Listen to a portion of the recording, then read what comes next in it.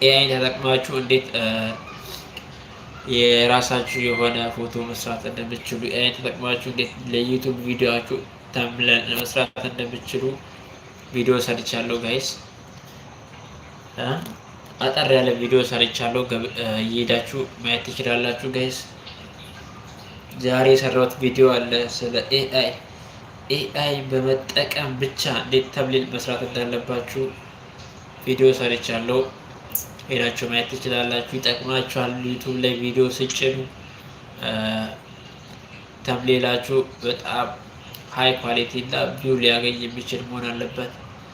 ያንን ደግሞ ለመስራት ኤአይ መጠቀም ይኖርባችኋል። በኤአይ እንዴት በቀላሉ መስራት እንደምችሉ ቪዲዮ ሰርቻለሁ። 3 ደቂቃ ምናምን ነው፣ አጭር ቪዲዮ ነው። ገባ ብላችሁ ዩት ጋይስ፣ ይጠቅማችኋል። በጣም አሪፍ